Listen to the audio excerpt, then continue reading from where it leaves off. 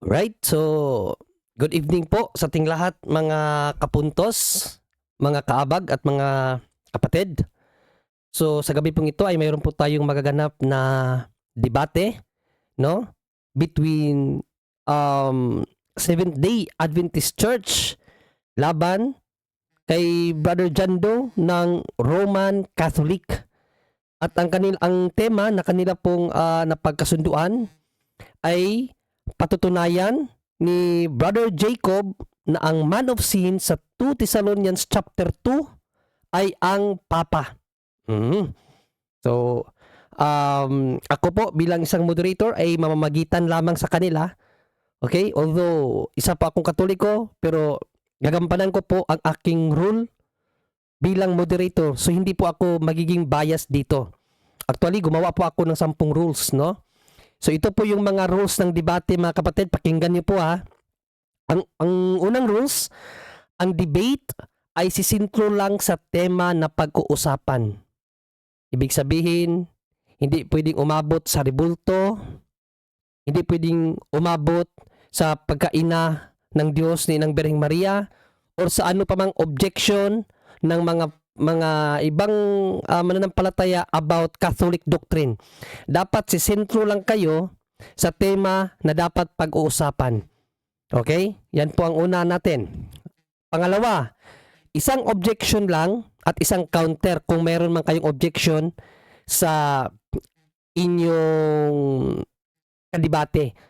Either sa kanyang stand, no, pinapayagan ko ang objection sa stand. Kung sa tingin nyo dapat i-object, pwede kayo mag-object sa stand niya. Hindi ko yan ipagbabawal. Pero isang objection lang at isang counter. Ha? Tapos, sa tanungan, ang itatanong sa first interpolation ay dapat ayon lang sa nilatag. Okay? So sa first interpolation, kung ano lang yung nilatag, doon lang tayo para makapanitili tayo sa tema. At sa second interpolation, anything goes basta pasok sa tema. So hindi pa rin pwedeng lumagpas sa tema, hindi pwedeng magtanong about sa church, hindi pwedeng magtanong about sa rebulto, kahit pwede na kayong magtanong anumang verse sa Bible. Okay? Para hindi talaga tayo mawala sa tema. Number 4, no ad hominem or attacking personal. Okay? Number 5, categorical question must answered categorically, then explained for 20 seconds only. Okay? So, yun ang categorical question must answered categorically. Ang number 6, pag hindi sasagot sa categorical, pwede gumamit ng 10 seconds to explain. Okay? Kung hindi kayang sagutin yung categorical question, sabihin sa moderator, 10 seconds. Okay? Pag 10 seconds, hindi tatanggapin ng moderator ang objection. Okay? Kasi 10 seconds. So, nasa kanya yung explanation. Number 7, about fallacies.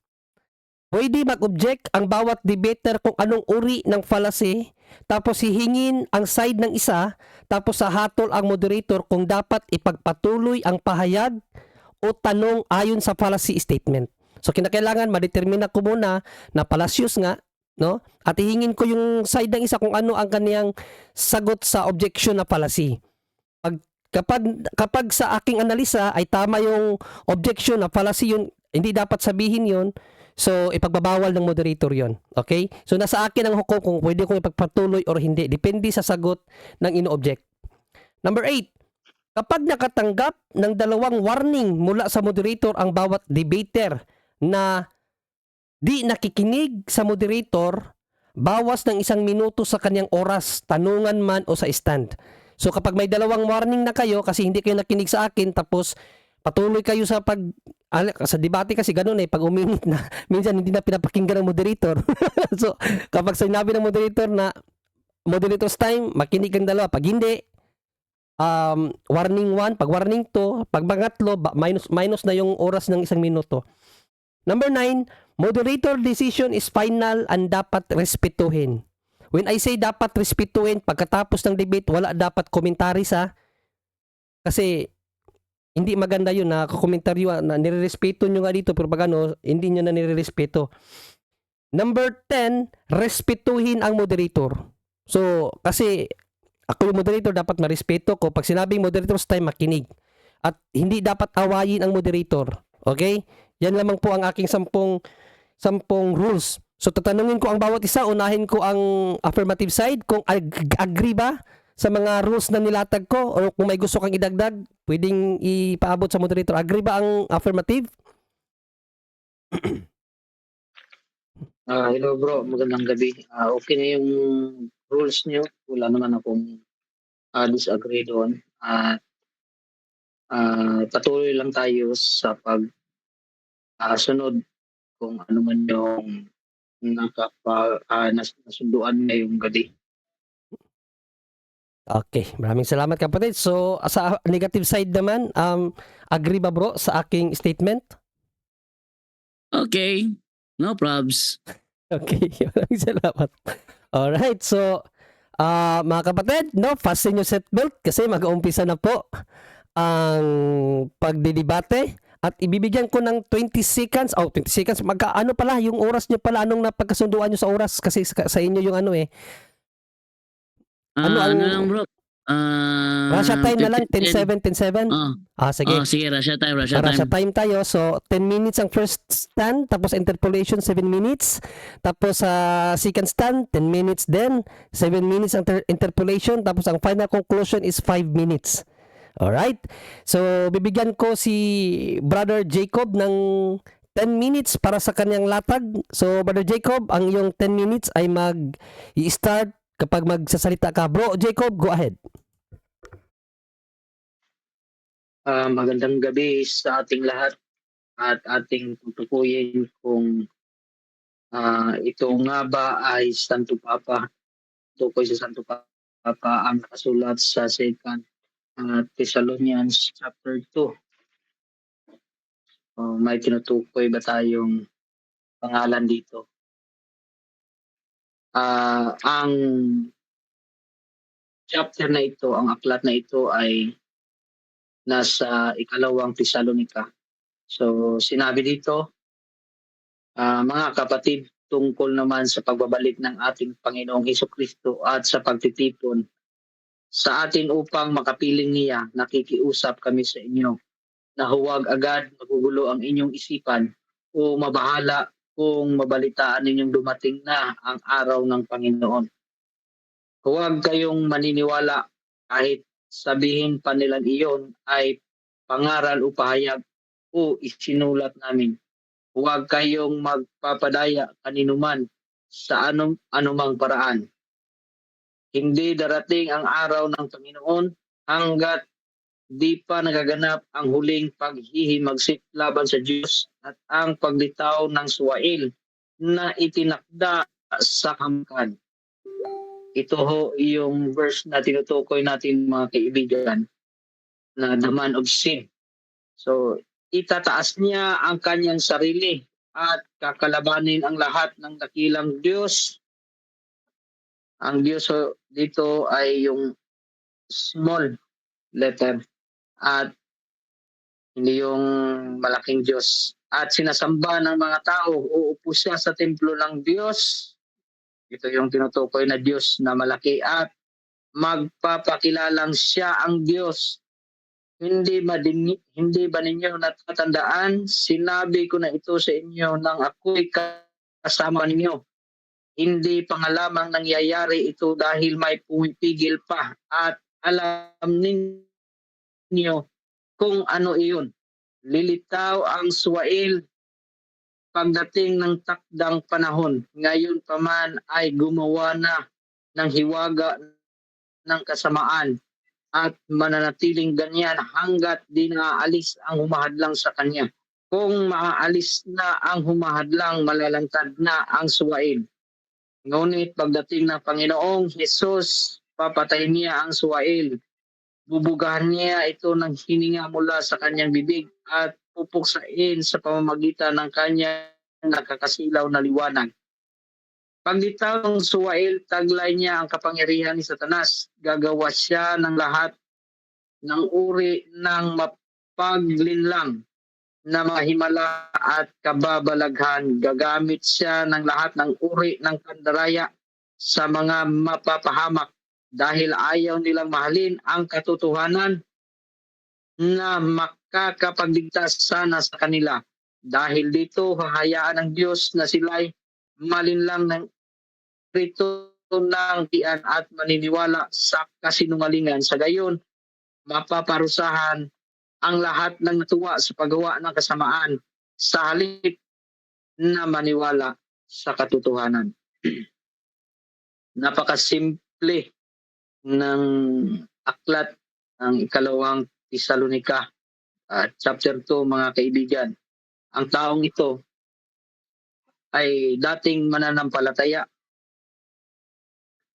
pero gumawa siya ng kanyang kautusan. So kaya sinabi dito ni San Pablo na ito pala ay paghihimagsik laban sa Diyos, ang paglitaw ng suwail. Ito ho ay itinakda na. So paano natin malalaman na natapos na ba itong panahon na ito? So kagaya ng sinabi yung paksa namin ni Bro Jando na paano ba natin matutukoy ito? So sari-saring pizza, mga kaibigan, ang binigay ng iba't ibang manunulat sa labas ng kilusang ito para sa pagtatag ng Papa. So marahil ang taon na pinakamadalas na binanggit sa koneksyon na ito ay AD 606. Ito ang pitsang iminungkahi ni John William Dowling, isang Baptist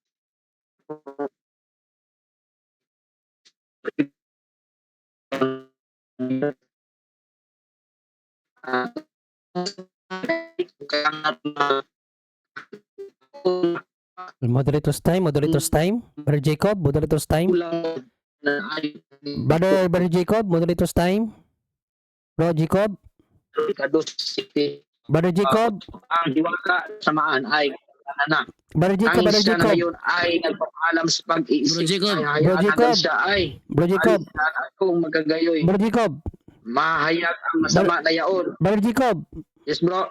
Pasensya ka na, kanina ka pa na ako kanina pa kita bro, in-stop. Ang natirang oras mo dito Yes, sa bro. akin 5 minutes at 8 seconds ang natirang oras sa'yo dito. Kanina kasi nawala yung yung signal mo dito sa amin. So hindi maklaro. Ewan ko lang kay Brother Jan, naklaro ba Brother Jan yung niya kanina sinasabi? Bro, Actually, continue sa akin eh. Continue sa'yo? Ala. Oo. Sige. So, patuloy na lang. Pasensya kasi akala ko kasi hindi rin narinig ni Barjando yung mga statement mo. Kaya pinutol ko kasi mga siguro 15 seconds din na hindi maganda yung signal mo. So, pasensya ah. So, mayroon ka pang 5 minutes and 8 seconds bro. Patuloy bro. Patuloy. sige bro, sige. Ang hiwaga ng kasamaan na gumagana na tanging siya na ngayon ay nagpapaalam sa pag-iisip ay hahayaan hanggang siya'y maalis sa daan at kung magagayoy mahahayag ang masama na yaon na siyang lilipulin ng Panginoon sa pamamagitan ng Espiritu ng kanyang bibig at lilipulin sa ningning ng kanyang pagpaparito. So ang wika ng tekstong ito ay nililinaw na ang hiwaga ng kasamaan na binanggit ng apostol ay isang paglago, isang pag-unlad at alam natin na ang paglagong ito ay sumasaklaw sa isang yugto ng mga 5 siglo o upang maging mas tumpak mula sa kalagitnaan ng unang siglo hanggang sa umihigit mula sa kalagitnaan ng ika-6. So sinasabi ng marami na ang paganismo ang umahadlang sa ganap ng pag-unlad ng kapapahan. At sa isang kahulugan iyon ay totoo, ngunit ito ay hindi lahat ng katotohanan. Ang matinding paganismo ng mga naunang siglo ng Kristyanismo ay inalis noong mga araw ni Theodosius, so 346 to 395 CE. Ngayon ito ay mabilis na pinalitan, hindi ng dalisay, spiritual na relihiyon ni Kristo, ngunit sa kalakyan ng Arianismo, isang relihiyon na walang espiritu at kasing politikal ng Romanismo mismo at lubos na handang umapila sa espada gaya ng mga papa. Ang Arianism, mga kaibigan, ay mahalagang paganismo lamang sa isang Kristiyanong damit.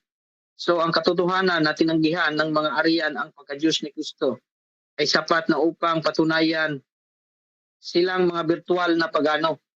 Dahil sa pagtanggi sa pangunahing katotohanan ito, ay binago nila ang katotohanan ng Diyos na sa isang kasinungalingan at pagsamba sa istilatang na mas mababa kaysa banal ay sinamba at pinaglingkuran nila ang nilalang ng lumikha. Pwede nating ikumpara ito sa Roma 2:25. No, mahalaga lamang iyon pagiging tuli kung tumutupad ka sa kautusan, subalit kung lumalabag ka sa kautusan, para ka ring hindi tuli. So, hanggang sa pagiging isang nangingibabaw, nasalik sa relihiyosong daigdig, ang anyo ng paganismo na ito ay inalis hindi sa panahon ni Theodosius, kundi sa pamamagitan ng matinding pagkatalo sa mga Eastern Ostrogoths. Bago ang Roma noong AD 538 sa pagsulat ng pangyayaring ito, sinabi sa Greece under the Romans page 295 sa pagsakop ng Roma sa pamamagitan ng Belisarius o military commander, ang saysaya ng sinaunang lungsod ay maaaring itinuring na nagwawakas at ang kanyang pagtatanggol laban kay Witiges o hari ng mga Goths. Scholar article number 5381. So nagsimula ang kasaysayan ng Middle Ages around 476 CE. So hanggang sa panahon iyon, ang Arianismo at Romanismo na parehong nag-aangkin na sila ay Kristiyano, ngunit parehong kulang sa marami sa mga mahalagang bagay ng relihiyon ni Kristo. Ay Last 3 minutes. nakikipaglaban sa isa laban sa isa sa pinakamataas na kapangyarihan. Ngunit sa mga Ostrogoths, Northern Italy ito, sa ating panahon ngayon, sa abot ng pagiging nangingibabaw, ang pag-asa na iyon ay nawala noong 538 at ang Romanismo ay pumasok sa isang bagong panahon sa kanyang karera na humantong sa isang espiritual na pangingibabaw na hindi alam ng sistema ng Papa bago ang panahong iyon. So, dapat tandaan na ang mga dakilang bagay kung minsan ay may maliliit na tila hindi gaanong mga simula noong 533 AD. Tinawag ni Justinian ang Papa bilang ang pinuno ng lahat ng simbahan.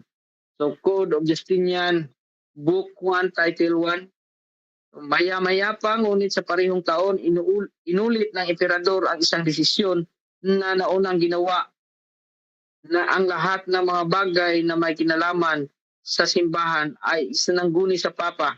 So ulo ng lahat ng mga obispo at ang totoo na mabisang tagapagwasto ng mga erehis.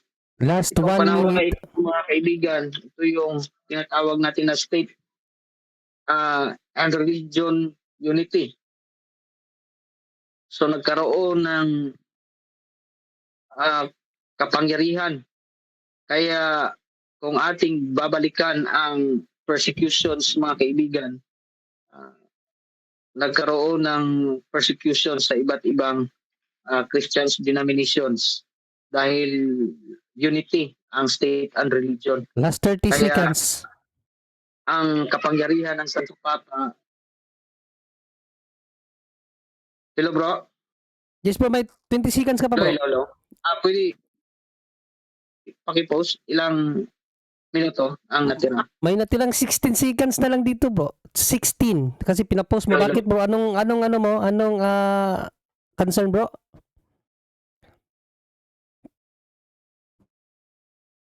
Bro Hindi Jacob? may naririnig akong boses, kala ko. Sige, patuloy bro. Oh, last 16 seconds bro. Go ahead, 16 seconds na lang. 16 seconds na pala to. Totoo na pagkatapos noon ay hinagad ni Justinian na ilagay ang obispo sa Roma at ang patriarka ng Constantinople. Sa pagkapantay-pantay, ngunit hindi na niya maalala ang kanyang sinabi at bawiin ang kanyang ginawa kaysa maalala ng isang papa karaan ng isang siglo. Time. Tagapagtanggol Time na bro, ng pananampalataya na pinakaloob niya kay Henry. Time na bro. Time. Okay. Mm-mm. Time na bro. Oo. Alright. So, lagay ko muna to sa 7 minutes, no? 0, 0. 7 minutes. Ayan. Okay. Okay, so wait lang ha. Alright, yun. So, yun po mga kapatid, ang first stand ng atin pong affirmative na si Brother Jacob sa kanyang topic na patutunayan niya na ang Santo Papa daw no sa Roma ang siyang man of sin ayon sa 2 Thessalonians chapter 2.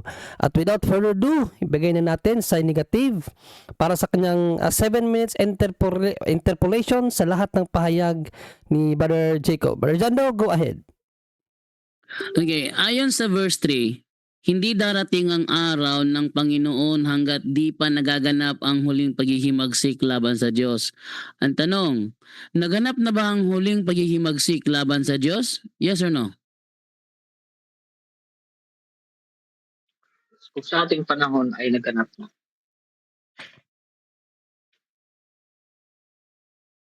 Okay, next question.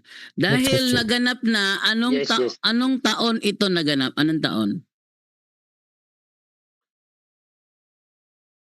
So, nagsimula ito 538. 538. Okay. 538, yan bang sinasabi ng mga SDA na paglitaw ng papasi? Hello bro. Okay, post the time, post the 500. time. Wait lang muna, post the time. Brother Jacob, narinig ko ba si Brother Jando ng maayos? Medyo putol-putol kasi yung sinasabi ni Brother Jando. Okay, so maghanap ka, ayusin mo muna yung ayusin mo muna yung signal mo dyan bago natin pagpatuloy, no? Kasi para magkaunawan at hindi masayang yung oras. Okay na ba? Malinaw na ba? Brother Jake, Yan bro. malinaw na. Pero ipagpaalala ko lang bro, kapag sa pagsagot bro, mayroon kang 20 seconds. Kapag hindi ka nasasagot, sabihin mo next question. Okay lang ba? Okay bro. Kasi Sige. oras kasi ako dito tapos hindi ka na nagsasalita. Si Brother John Doe naman nagpa-follow up na. So yung oras hindi ko agad ma-adjust yung oras. So Brother John Doe, pakiulit yung question bro kasi hindi niya masyado narinig yung signal mo bro. Clarification so hindi ko muna ipapaandar ang oras pag hindi siya sumasagot. Brother John Doe, go ahead. Okay. Sabi mo, 538 AD nangyari ang huling paghihimagsik laban sa Diyos.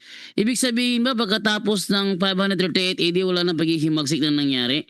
Kasi huli na yun eh. Ayon sa presentation ko, continuous yan bro.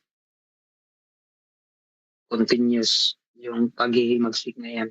Hanggang sa pagbabalik yan ng ating Panginoong Hesukristo. Okay, next question. Next question. Ayun Brother sa- John Doe, pag ako magsasabi ng next question bro. Okay? Okay, next question. Okay, Next ayon sa question. verse 3, kapag naganap na ang huling paghihimagsik laban sa Diyos, ay lilitaw na ang man of sin na ito. Ang tanong, sino ang taong ito? Ayon sa pinatutunayan ko ngayon bro, ito kasi siya lang yung humahawak ng supremacy. Ang supremacy kasi ito yung tumutukoy Time. Next question. Time.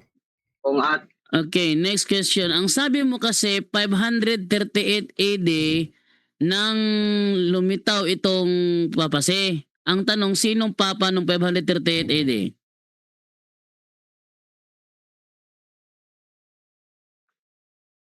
okay. Hindi ko na mention sa aking presentation kung sinong papa.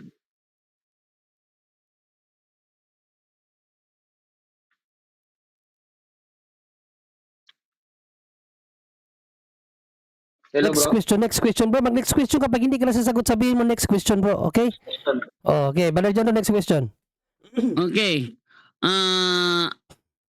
Ayon sa verse 4, itataas niya ang kanyang sarili at kakalabanin ang lahat ng kinikilalang Diyos.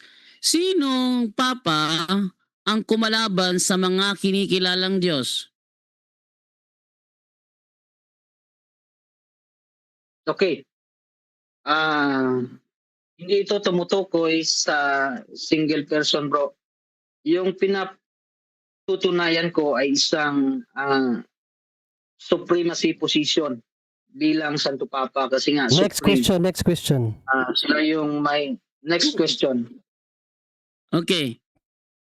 Ngayon, dahil supremacy, sinong supremacy nung panahong yon ang kumalaban sa mga kinikilalang Diyos ng mga tao? Sino?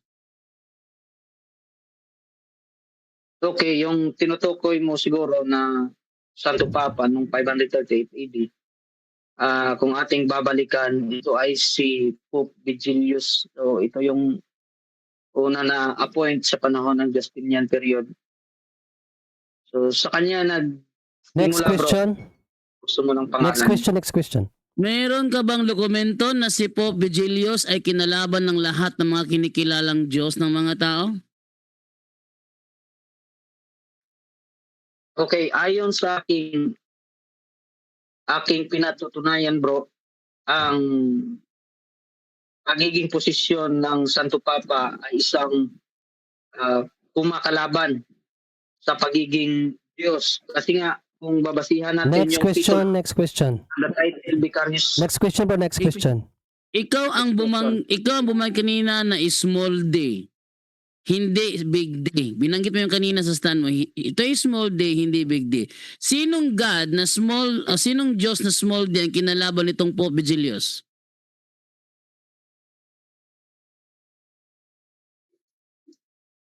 Okay, tumutukoy ka sa isang persona, yung tanong mo.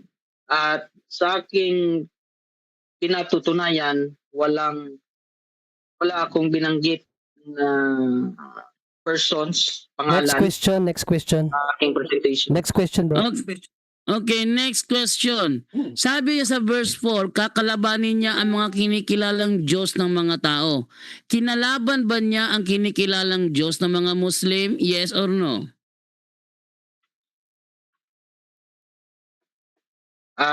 Kung ating balikan ang history, lahat bro, lahat ng paganismo, lahat Objection, ng moderator. Objection time, 1 minute 12 seconds. Yes, Brother Jando, anong objection? Categorical ang tanong ko. Yes or no? Okay. Ulitin ko tanong ko. Wait lang. So, Brother Jacob, Yes, kasama lahat. wait lang.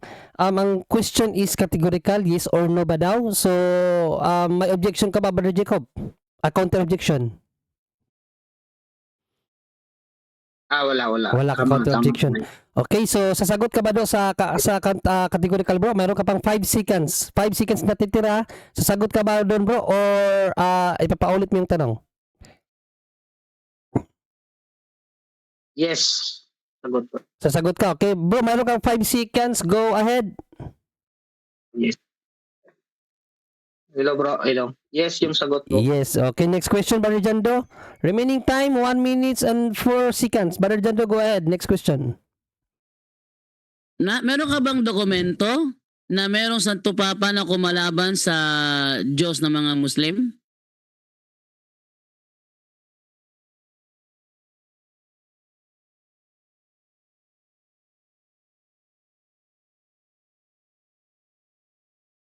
Okay, moderator time muna. So, remaining time is 40 seconds.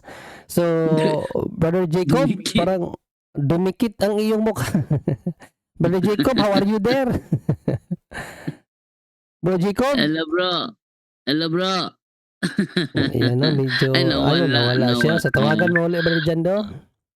Yan mga kapatid. So, tumatawag siya sa... Sino to sa akin?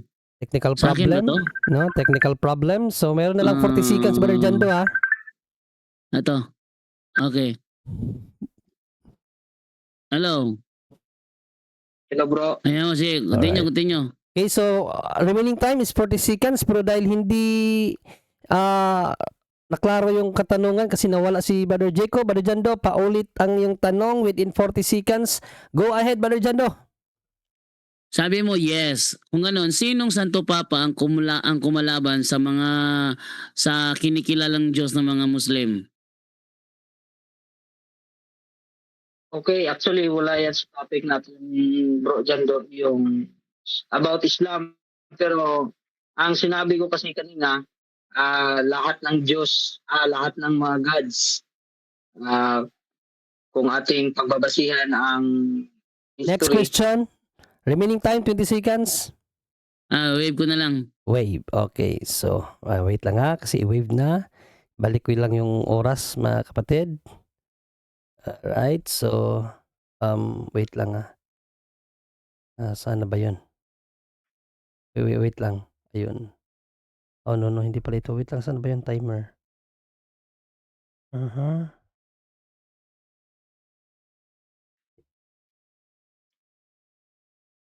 Ba't ganun? Wait lang. Nawala yung oras ko.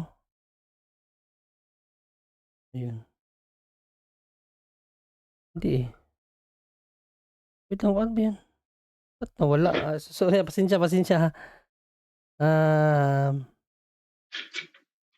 Ayun. So, ibabalik ko sa 10 minutes para kay Brother Jando. 10 minutes. Okay. Alright. So, yun mga kapatid. Ang first interpolation period no, ni Brother Jando sa lahat ng pahayag ni Brother Jacob. So, bago yan, tingnan ko muna dito no, kung meron bang mga comments. So, wala. Debate din dito. So, wag na lang. So, alright. Brother Jando, without further ado, no, ibigay ko na sa iyo ang 10 minutes bro at ang 10 minutes mo ay magi-start pag nagsalita ka, Brother Jando, go ahead.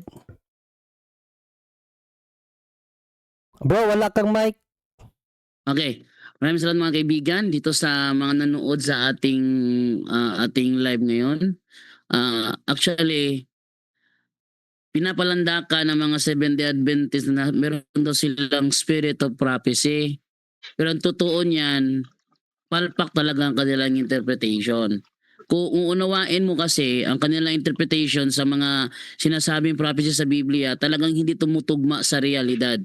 Halimbawa, sabi dito sa 2 Thessalonica chapter 2 verse 3, ang sabi, huwag kayong lang ha, at ipakita mo na ito ha. Ayon sa 2 Thessalonica chapter 2 verse 3, ganito yung sinasabi.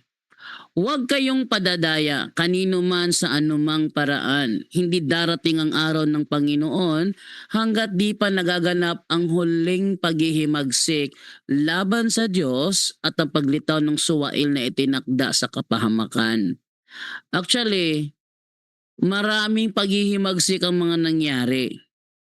Kung sasabihin huling paghihimagsik nangyari na, wala nang susunod na paghihimagsik. Kasi huli na yun eh.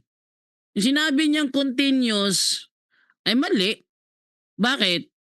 Kasi huling paghihimagsik. Ibig sabihin wala nang susunod na paghihimagsik. Kung may ibang lilitaw na paghihimagsik ay hindi ako naniniwala na yon ang huling paghihimagsik. For example, sa sinabi niyang taon 538 AD, sinabi niya sa 538 AD, kung yun ang huling paghihimagsik, tandaan natin na sa panahong yun, wala pa yung same-sex marriage. Wala pa ha? Sa madaling salita, wala pang ibang uri paghihimagsik yung same-sex marriage, ibang uri ng paghihimagsik yon. Wala pa sa panahong yun ang abortion. Actually sa Amerika bago namatay yung doon, yung isang sino ba yun? Si Charles, nakalimutan ko yung apelyido ng Charles, ano siya, isa sa mga kinontra niyo yung mga nagsasabi na may karapatan kami sa aming katawan.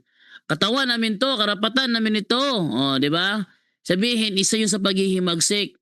Ibig sabihin, kung isa sa mga paghihimagsik at wala pa yun nung panahon ng 538 AD, hindi yun ang huling paghihimagsik. Ang sabi sa Biblia maliwanag, hindi darating ang araw ng Panginoon hanggat di pa nagaganap ang huling paghihimagsik laban sa Diyos. Ibig sabihin, kailangan mo nang mangyari ang huling paghihimagsik. Pag sinabing mangyayari ang huling paghihimagsik, wala nang susunod pa na iba. Siya yung huli. Actually, noong panahon yung 538 AD, wala pa namang satanic temple, wala pa namang satanic church. Wala pa. Wala pa mga satanic na wala pa 'yon. Wala pa yung panahon yung Freemasonry. Ibang paghihimagsik yung Freemasonry. ibang paghihimagsik yung Satanic Church, ibang paghihimagsik yung mga Protestante. Ang daming paghihimagsik na nangyari after 538 AD. Therefore, hindi pwedeng mangyari na ang huling paghihimagsik laban sa Diyos ay naganap noong 538 AD. Mali. At kung doon mangyayari ang huling paghihimagsik, saka palilitaw itong man of sin o Suwael na itinakda sa kapahamakan. Saka pa siya lilitaw. Kailangan munang mangyari ang huling paghihimagsik, saka pa siya lilitaw. Ngayon nangyari na. Sabihin kung sino ang papa ng panahong yun, yun ang Suwael. Oh. 538 AD. Sino yun? Pope Vigilius yung nasa ano natin eh. Pope Vigilius, naging papa siya 537 AD to 555 AD. Ngayon, kung tama ang sinasabi niya na yun ang paglabas ng Suwael, eh meron pa mga mas nauna pa sa kanya. Oh, ayan, andyan si Pope Silverius, andyan si Pope Agapetos, Pope John II, Pope Boniface II, Pope Felix IV, Pope John I. Aba, ang dami pala. So hindi totoo na yung sinasabi nila 538 AD yun ang paglitaw ng papasi. Mali. Bakit? Before 538 AD, ang dami ng papasi. Katunayan, ang dami ng mga antipope nagsipaglitawan. Imposible naman lumitaw ang antipope kung walang kinakalabang papa. Kaya nga antipope eh. Oh. 384 AD, 82 AD, mayroong Pope Damaso na nag-utos kay Saint Jerome. Yan ang dahilan kung bakit lumitaw ang Latina Vulgata. Paano nangyari 538 hindi doon pa lumitaw? Eh merong Pope Damasong nag-utos kay Saint Jerome na gawin ang Latina Vulgata. Oh, di mali. Mali yung kanilang interpretation. Oh, sabihin, ang paglabas naman itong Suwael na ito, ayon sa verse 4, itataas niya ang kanyang sarili. Pero wala siyang dokumentong maipakita na itong si Pope Vigilius itinaas ang kanyang sarili. Tapos sabi niya hindi daw yun single person. Actually, tiningnan ko yung statement nitong ni Charles John Ellicott na isang Protestant Bible scholar. Ayon sa kanyang libro na Ellicott's Commentary for English Reader patungkol dito sa man of sin, ang sabi, he is a human being. The title man of sin excludes Satan. As Chrysostom remarks, Satan acts through the man, 1 Thessalonica chapter 2 verse 9, to the full extent of his power, enters into him as he entered into an earlier son of perdition, but does not destroy his humanity. He is a single person. He is a single person. Sabi niya hindi daw Last yung 3 single. minutes. Sabi niya hindi daw yung single person, pero ayon sa Biblia, yun ay he is a single person. Ayon ito sa isang Bible scholar na si Charles John Ellicott, isang Protestant Bible scholar. Ang sabi dito, at kakalabanin ang lahat ng kinikilalang Diyos at sinasamba ng mga tao. Pag sinabing mga tao, lahat na ng tao yan. Sinasamba nila, kinikilalang Diyos nila. Kaya halimbawa, itong si Allah. Oh, kinikilalang Diyos ito ng mga Muslim. Sinasamba ng mga Muslim sapagkat kanilang kinikilalang Diyos. Kung totoong si Pope Vigilius, ang tinutukoy dito na man of sin o Santo Papa, dapat nakapaglabas siya kung sinong Santo Papa ang kumalaban sa Allah, sa kinikilalang Diyos ng mga Muslim, pero wala eh. Actually, si Pope John Paul II, hinalikan nga yung Quran bilang pagpakita ng kanilang ng kanilang ecumenism. Walang Santo Papa ang kumalaban sa Diyos ng mga Muslim kasi mayroong ecumenism na itinatagoy ng mga Santo Papa. Ano ecumenism? kaibigan sa mga ibang pananampalataya. Pabibigay ng respeto sa ibang pananampalataya. Pagkikipagkapatiran. Kaya nga ang tawag sa kanila separated brethren eh. Oh. Pagkikipagkapatiran, pagkikipagkaibigan, tapos kakalabanin. Ay walang ganong nangyari. Tinanong ko siya kanina, sabi niya out of the topic. Hindi out of the topic, nasa talata mismo. Sabi sa talata, kakalabanin ang lahat. Di kasama na yung kinikilalang Diyos ng mga Muslim. Ang lahat na kinikilalang Diyos at sinasamba ng mga tao. Pati yung mga Diyos na sinasamba ng mga Hindu. Kasama na yun. Kakalabanin itong manupsin na ito. Kung itong Santo Papa, ba't walang may pakita kung sino Santo Papa ang kumalaban sa Allah ng mga Muslim, sa Diyos ng mga Hindu, ba't walang may pakita? Yun ay dahil wala naman talaga ang Santo Papa na kumalaban. Sabi pa dito, uupo siya sa templo ng Diyos. Hala, sino kayang Santo Papa ang umupo sa templo ng Diyos? Pag sinabi kasing templo ng Diyos, literal, nasa ano yan eh. Nasa, pag sinabi kasing literal, na uupo siya sa templo ng Diyos, yun ay tumutukoy doon sa Jewish temple. Kung literal. Kung symbolic naman, ang katawan ng tao. Sino Time, siya Brother pa tumira Jando, sa katawan ng time. tao? Time na bro. Okay. Okay, so wait lang ha. Balik ko lang sa time. 10 minutes, 7 minutes no? 7 minutes. Alright, yun. So, maraming salamat Brother Jando sa iyong first affirmative, negative stand, no? So, without further ado, ibigay ko kay Brother Jacob para sa kanyang interpolation sa lahat ng mga ipinahayag ni Brother Jando. So, Bro Jacob, your 7 minutes starts now. Bro Jacob! Okay, Oh. 530 AD. Oh, wait lang. Hindi ko pa pinandar ang oras. Bro, marinig mo ba ako? Bro Jacob, marinig mo Yes, ako, bro? yes. Okay. So, your 7 minutes time, bro, will start. Hello, bro. Ito problema nito. Okay, Brother Jacob, your 7 minutes starts. 7 minutes time will start now. Go ahead.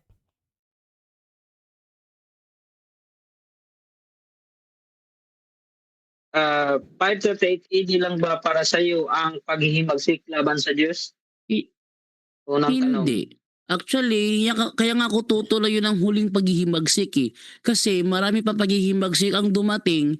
Hindi sabihin, hindi yun ang huling paghihimagsik. Oo. Next question. Next question. Okay. Salamat, Bro Jando, sa aking presentation kanina. Wala naman tayong sinabi na isang panahon. So, next question. Paglabag ba ng kautusan ang huling paghihimagsik laban sa Diyos? Ang sagot, hindi. Iba yun. Kasi wala namang sinabi dyan ng Bible scholar na yan ay paglabag sa kautusan. Walang kinalaman ng kautusan dyan. Ang paglabag na ang ginagawa dyan, lahat na, general lahat. Next question. Next question. Para sa iyo, ang paghihimagsik ay hindi paglalabag. Para sa iyo, ang paglabag sa kautusan ay hindi paghihimagsik laban sa Diyos. Depende. Kasi kung yung kautusan ng Diyos sa mga Israelita nilabag mo, hindi ka magkakasala doon. Hindi paghihimagsik sa Diyos yun. Halimbawa, utos ng Diyos sa mga Israelita na magbigay ng burnt offering ng mga hayop, nilabag mo, ayaw mong sundin yun. Hindi yung pagrebelde. Depende yan sa kautusan. Next question.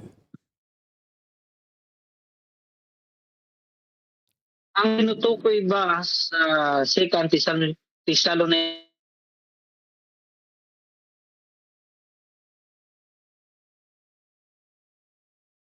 Okay, moderator's time. Remaining time, 5 minutes 13 seconds sa tanungan. Brother Jacob, nawala yung boses mo. Narinig mo siya, Brother Jando? Rinig ko. Dito bro, wala siyang boses. Magsalita ka nga ulit, Brother Jacob. Hello. Ayan, meron na. Okay, so remaining time is 5 minutes 13 seconds. So hindi ko muna ipapaandar to habang nagtatanong ka, bro. Papaandarin ko lang pagsasagot si Brother Jando kasi nawala yung boses mo dito sa live namin. So, go ahead, 5 minutes 13 seconds. Bro Jacob, sa tanong, go ahead. Okay. Tanong, ayon ba sa 2 Thessalonica 2, ang tinutukoy ba na kautusan dito ay kautusan ng mga Israelitas o kautusan bilang isang Kristiyano? Wala. Walang ni isa dyan. Kaya nga nataka ko ba't mo siningit biglang kautusan eh.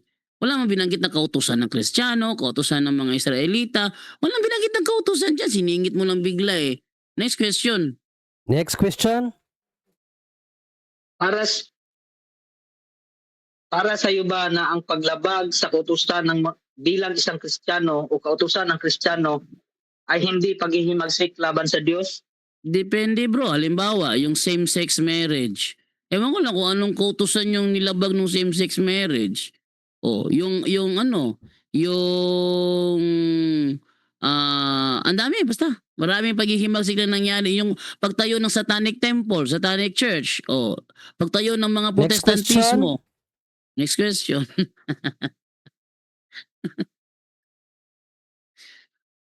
Saang talata na isang panahon lang nagaganap ang paghihimagsik laban sa Diyos? Yes, isang-isa lang talaga yan bro kasi huling paghihimagsik eh. Pag sinabing huli, wala nang kasunod. Isang panahon talaga yan bro. Di yan lahat ng panahon kasi hindi lalagyan ng huli kung lahat ng panahon yan. Next question. Next question. Remaining time 3 minutes 55 seconds. Go ahead, Brother Jacob. Huling panahon ay matutukoy. Okay, question bro. Yes, bro. Go ahead. Sa aking presentation, sinabi ko ba na ang 538 AD lang ang huling ganap. Okay, next ibang question na lang. Ilang minuto na bro? Remaining time 3 Ang minutes natira? and 15 seconds. 1 minute? 3 minutes and 8 seconds na lang. Running time to. Okay. Next question. So, para sa iyo, yung itataas niya ang kanyang sarili at kakalabanin ang lahat ng kinikilalang Diyos at sinasamba ng mga tao at uupo siya sa templo ng Diyos at magpakilalang siya ang Diyos. Para ba sa iyo ito ay hindi ba ito paghihimagsik laban sa Diyos? Paghihimagsik yan bro. Pero siya ang gagawa pagkatapos ng huling paghihimagsik. Mayayari mo ng huling paghihimagsik bago siya lilitaw. Gagawin niya yan. Sabihin, hindi siya gagawa ng huling paghihimagsik. Next question. Next question. Okay, next question. Sa tanong niyaon, may sinabi ba doon na same-sex marriage o wala? Wala. Kaya nga, ibig sabihin, yung sinabi mong 538 AD, hindi yun ang huling paghihimagsik. Yung 606 AD, 345 AD, 476 AD, hindi yun ang huling paghihimagsik. Kasi nang mga panahon niya, wala pa namang same-sex marriage eh. Oh, next question. Next question. Okay.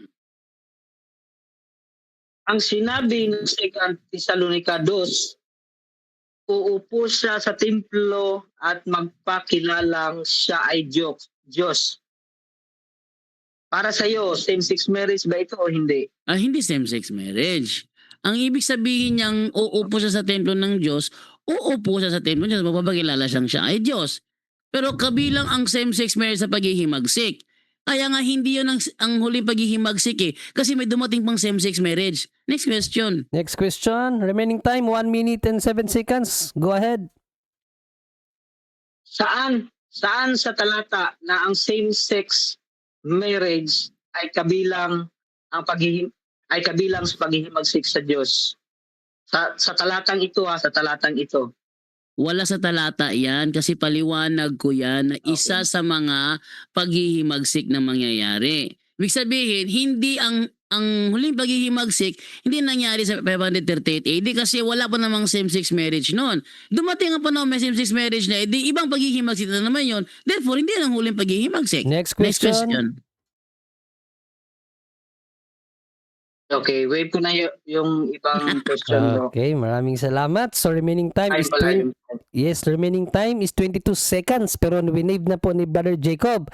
At yun no, bago ko ibigay para sa second stand ng affirmative, kita nyo no, napaka ng debate nila ngayon kung sa baga hindi mahangin, walang bagyo, walang sigawan. So yung ang moderator safe na safe. hindi hindi hirap ang moderator mag-moderate no, napakaganda ng kanilang debate mga kapatid. So moron ano lang talaga, usap lang. So ito po ang maganda no, napakaano po ng kanilang usapan. So sana marami kayong natutunan no mga kapatid. So without further ado, ibigay na natin no kay Brother Jacob sa kaniyang second affirmative stand na ang Santo Papa daw ang man of sin na binabanggit sa 2 Thessalonians chapter 2. So again, i-reset ko lang uli ang oras ni Brother Jacob. So 10 minutes, 10 minutes. All right. So Brother Jacob, your 10 minutes will start. Pag magsalita ka bro, go ahead. Okay. Maraming salamat, Mr. Moderator. At sa ating pagpapatuloy, naputo lang yung presentation ko kanina. Pero yung sinabi ni Bro Jando kanina na same-sex marriage ay bahagi yon ng kautusan, paglabag ng kautusan na moral. So yung sinabi kasi dito na may specific kasi yung talata na nagpapakilala siya na siya ay Diyos mismo. So kung ating pagbabatayan yung mga isinulat ng yung mga professor, so isang professor emerito sa Catholic University, kung kilala natin ito si Dr. Johannes Quastin. So sinabi niya dito na the title of Vicarius Fidei as well as the title Vicarius Christi is common as the title of the Pope. So sa debate namin ni Brother Melchor Manalili, inamin niya na ang Santo Papa din ay Diyos. So, hello bro, hello. Hello? Yes bro, patuloy lang bro. Rinig ka naman bro. Patuloy lang. Akala ko nawala yung signal ko kasi hindi ko Okay. nakikita si Brother Jando. Okay, go ahead bro. Patuloy lang. Balik tayo sa talatang 4. Sinabi niya dito na itataas niya ang kanyang sarili at kakalabanin ang lahat ng kinikilalang Diyos at sinasamba ng mga tao. Uupo siya sa templo ng Diyos at magpapakilala siya ang Diyos. Sa panahon kasi ng Justinian period, 538 to pababa ang counting natin mga kaibigan, 1798 hanggang 1798 yung tinatawag natin na persecutions, napapaloob dyan yung inquisitions. So panahon kasi ng Ano to? Justinian period, Ang dami ng mga ano nyo eh. hello bro, naririnig ba ako? Hindi ko kasi nakikita si Brother Jando eh. Naririnig Rinig naman ka naman eh. dito bro. Patuloy lang. Nakikita naman ako eh. Hindi mo ko makita. Wait lang. Hindi, nasa screen ako. Bro Jacob, nandiyan ka pa? Ayun, yung signal niyang mahina. So, remaining time, 7 minutes, 2 seconds. So, tawagan mo ulit, Bro Jando. Baka nawala na naman. Tatawag. Hindi maganda yung signal niya. Nawala nga siya. Ayan. Ayan na. Bro Jacob, andyan ka na uli? Hello bro. Oh, so, okay na? Okay na yung signal? Okay, so your remaining time is 7 minutes and 2 seconds, bro. Okay, so go ahead.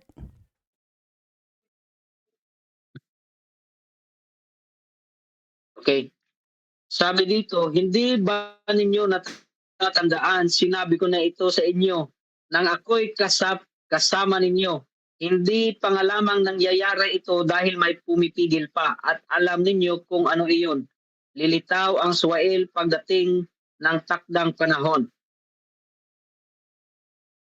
Ngayon pa man ay gumagawa na ang hiwaga ng kasamaan at mananatiling ganyan hanggat di naaalis ang humahadlang sa kanya.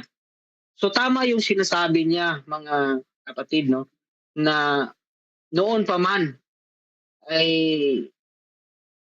gumagawa na ng hiwaga ang kasamaan at nananatiling ganyan. So kahit isa siyang Kristiyano, pero patuloy siyang gumagawa ng kasamaan.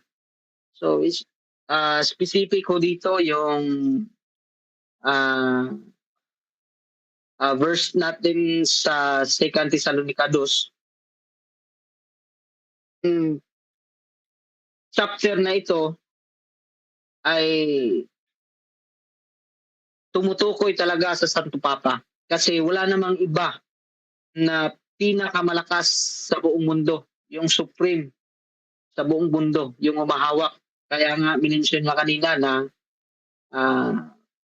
hinahalikan niya yung Quran ng Santo Papa at sa doon sa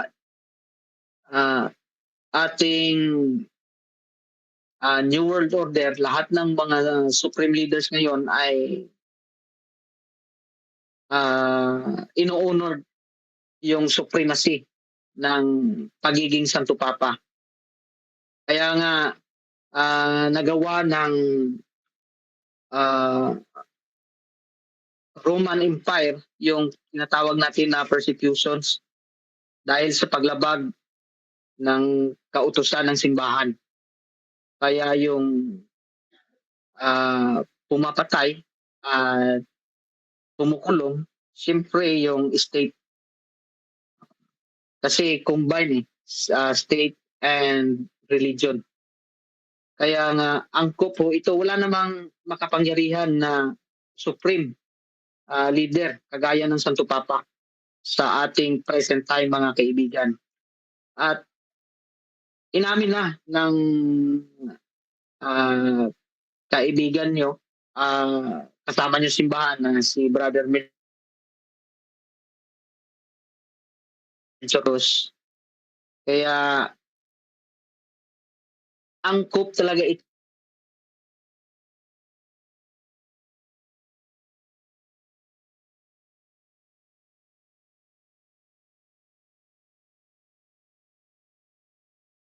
Kung nawala na naman Moderator's siya. time. Remaining time is 3 minutes and 50 seconds, Brother Jacob. Ito talagang mga network sa Pilipinas, dapat talaga to isumbong to, itulpo to no? Panira ng momentum internet sa Pilipinas. So, hintayin na lang natin na makatawag ulit si Brother Jacob, mga kapatid. Ayun, tumawag na. Okay. Lang.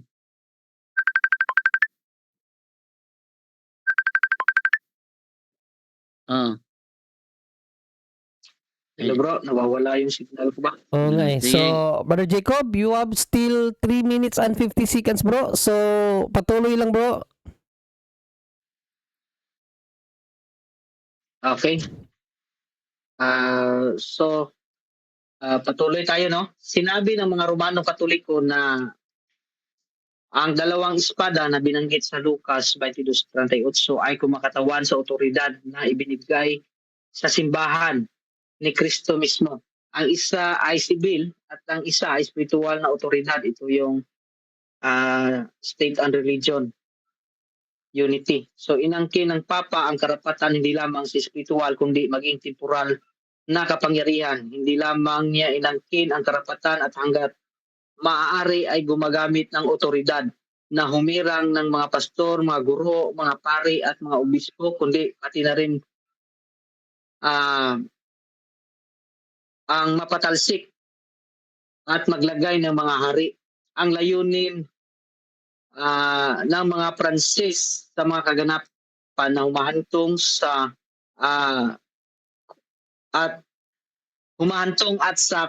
culminating sa 1798 ay lubos na sirain at alisin mula sa Papa ang lahat ng otoridad. So, ito mga kaibigan, ito yung 1798 na dinakip yung Santo Papa. Pero hindi pa rin nagwakas dito mga kaibigan yung kapangyarihan. So hindi ko na to isasali sa talatang ito kasi gabi na. Ang topic kasing ito ay napakataas. So gagamit tayo ng history. Pero kung ating tutukuyin yung 2 Thessalonica 2, angkop po ito. Last 2 minutes. Kasi yung inuupuan na templo ng Diyos na nagpapakilalang Diyos sa ating present time, ang Vatican City kasi mayroon silang upuan na may 2 kirubin. So, representing yon mga kaibigan na yung inuupuan ng bilang isang supreme ay tumutukoy na siya rin ay Diyos. So, ano pa? Yung pagsira ng moral law. Ito yung weekly Sabbath na tinutukoy natin. Kaya nga, panahon ng Justinian period, maraming pinapatay ng mga Sabbath keeper. Kasi nga, labag sa batas ng simbahan ang gunita bilang weekly rest ang ikapitong araw. So, bawal yun para sa church and state. Kaya maraming Sabbath keeper ang pinesecute.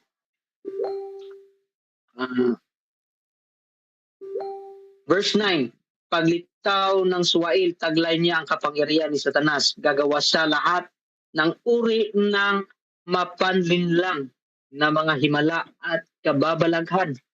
So, Last alam 30 na natin seconds. ating tanong ngayon, sino ang gumagawa ng himala at kababalaghan? So, andyan yan sa ating mga pista, mga kaibigan. So, pag-isipan natin yan.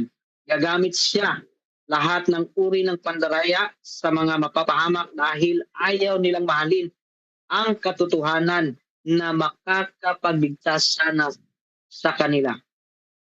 So, bilang Kristiyano, Time. in Christ alone. In Okay, Christ time na alone. bro. Yung Bro Jacob, time na. Time na. ay time na ba? Yes, your 10 minutes was already consumed, kapatid na Jacob, at maraming salamat. Ayun ko lang kasi ito ni-review bro eh. Kasi kala ko sa 18 yung debate namin ni Bro Jando. Pero Sige lang, okay lang yan. tapos tayo ng isang topic. So maraming salamat Brother Jacob sa yung second affirmative stand. So ibigay ko na agad kay Brother Jando para sa kanyang 7 minutes interpolation. Brother Jando, your time will start. If mag-start ka magtanong, Brother Jando, go ahead. Okay, sabi mo naging title ng Pope ang Vicarius Filii. Tanong, kailan naging title ng Pope ang Vicarius Filii? Okay. Sinulat yun ni Dr. Johannes, no? Vicarius Filii as well as the title Vicarius Christi is very common. The title of the Pope. Next question. Ang tanong mo, Next question, bro. Okay, next question. Ngayon, next tanong ko is, hinahalikan ng Pope ang Quran ng Muslim bilang tanda ng ecumenism. Ang paghalik ba niya ay tanda ng paggalang o tanda ng pagkalaban? Tanda ng paggalang. At wala naman tayong tutol sa paggalang. Kasi sa one world order, siyempre gagalangin mo yung kapwa mo, religious leaders, pero ikaw pa rin yung supreme sa lahat. Next question. Ayon sa talata sa ikalawang Tesalonica 2, kakalabanin ba niya ang Diyos ng ibang tao o gagalangin niya? Anong nakasulat sa talata? Gagalangin o kakalabanin? Kakalabanin. At naganap yan noong Justinian period, mga kaibigan. Kaya nga sinabi ko kanina na nagkaroon ng persecution kasi nga state and religion unity. Lahat ng paganism, lahat ng nagkaroon ng persecutions. Next question. Dyan, Next question. kung balikan natin ang history. Next question bro, next question. Okay, next Okay, question. next question. Sabi mo, ang Vatican daw ang templo ng Diyos. Kailan nangyari na ang Vatican ang templo ng Diyos?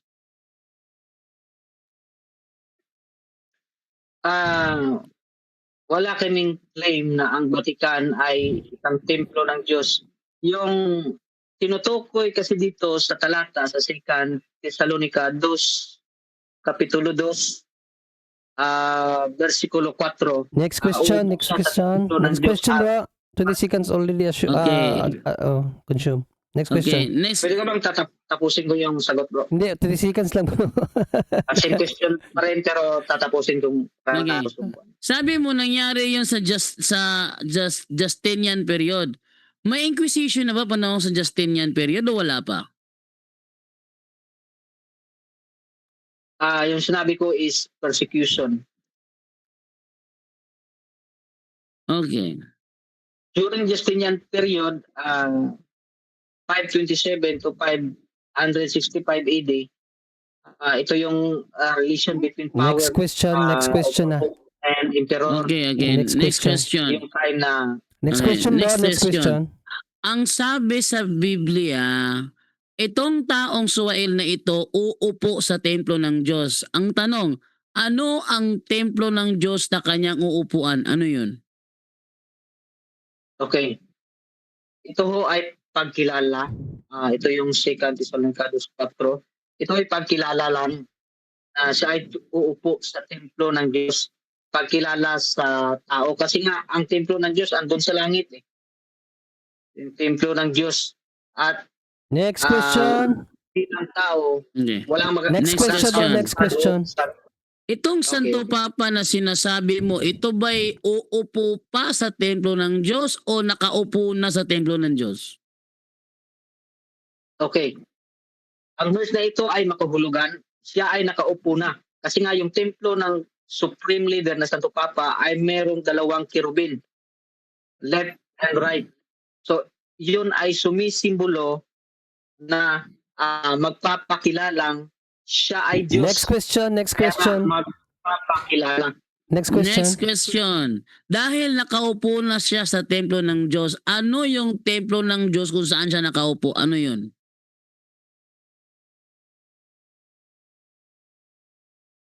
Okay. Kung ating mapansin, ito ho ay tumutukoy sa authority, sa pagiging supreme, at nagkakaman yan Next ng question. kahit Next question bro, Okay, okay. next question. Okay. Next question. Ang sabi mo, ang upuan ng Santo Papa may 2 kerubin. Nasaan ang prueba mo ng upuan ng Santo Papa ay may 2 kerubin?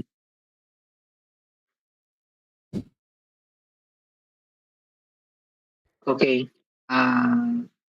Siguro pwede ko bang isend ito sa Facebook, bro? Messenger. Sige, go ahead bro, go ahead bro. Ating tinan bro, go ahead. Wait lang, wait Pause lang, na tayo. no, wait lang, wait Pause lang. na tayo, pause na tayo muna. Siguro ang Wait, hinahabol. teka lang. May moderator kayo mag-usap. Bro, question at answer lang tayo ngayon, bro. Wala kang time niyan kasi 20 seconds lang. So, para tuloy-tuloy yung debate natin. So, next question.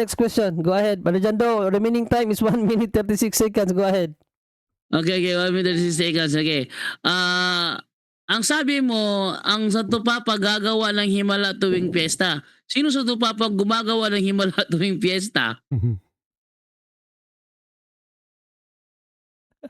Okay, wala akong sinabi na ang Santo Papa ay gumagawa ng himala tuwing pista. Yung sinasabi ko, yung isang religious belief, kagaya ngayon, gumagawa kayo ng himala. Nasa Quiapo. Okay, next question. Ayan. Ito bro, Next pwede ko question. bang No. Next question na bro. Next question. Remaining time 56 seconds. Go ahead, Brother Jando. Okay, Sige. 56 seconds. Sige. 56 seconds ha. Ang sabi mo kasi kanina kasi ang Santo Papa ang tinutukoy na Suwael. Ayos Biblia ang Suwael ang gagawa ng himala. Sino Santo Papa ang gumawa ng himala tuwing piyesta?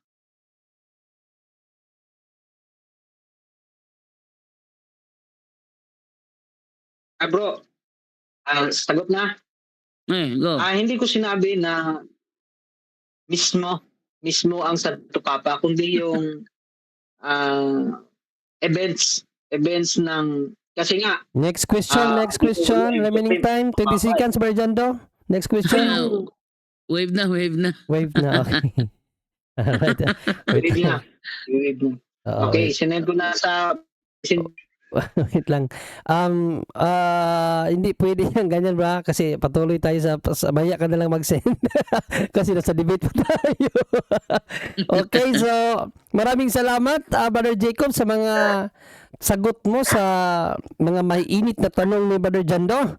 So mga kapatid, patuloy po tayo sa debate at ibigay na natin agad kay Brother Jando para sa kanyang 10 minutes second negative stand.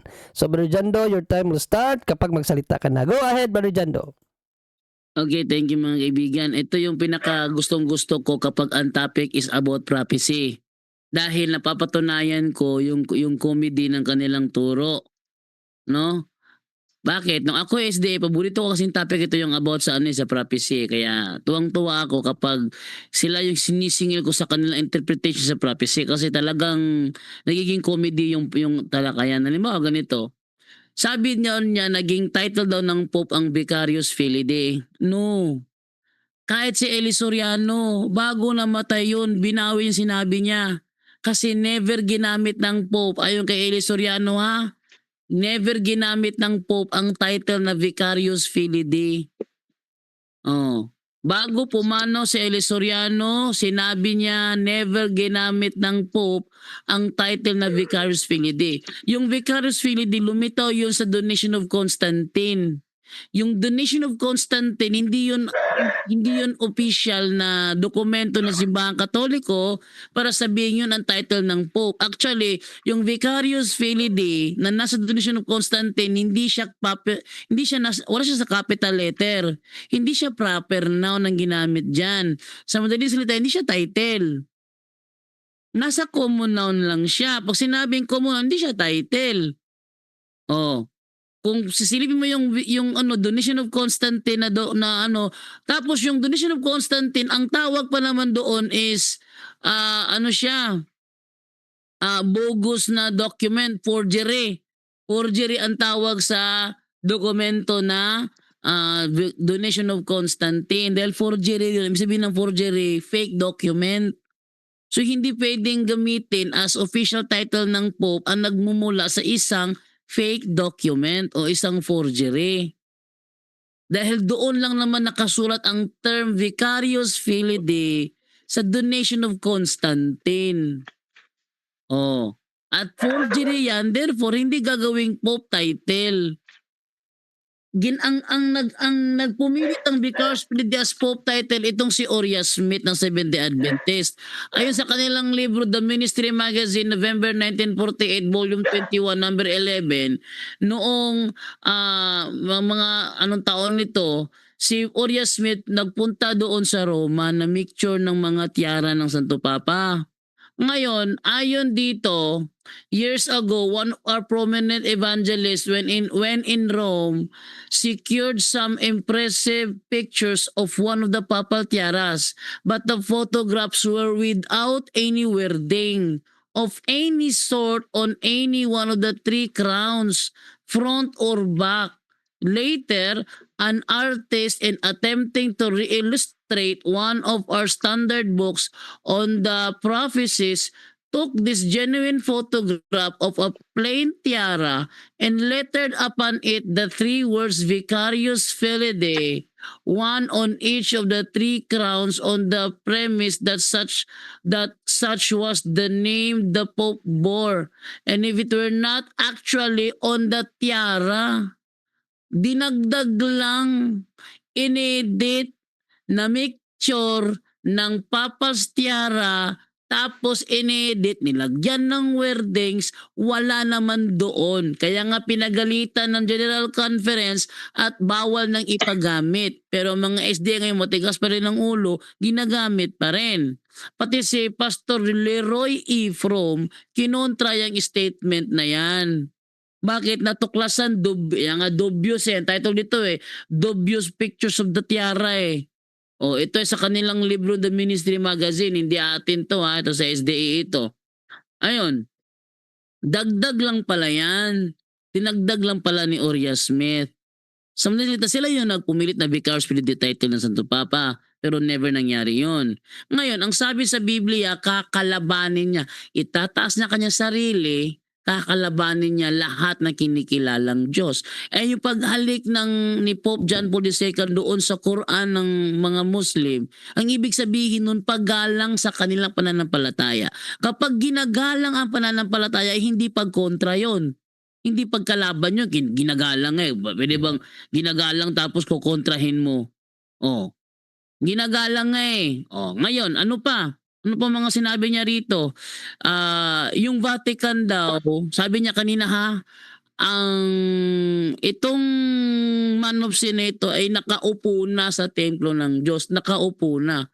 Kung ang Santo Papa, tinutukoy niya naman, isa nakaupo ang Santo Papa. Di ba doon sa Vatican? Ngayon, yung Vatican yun ba ay templo ng Diyos?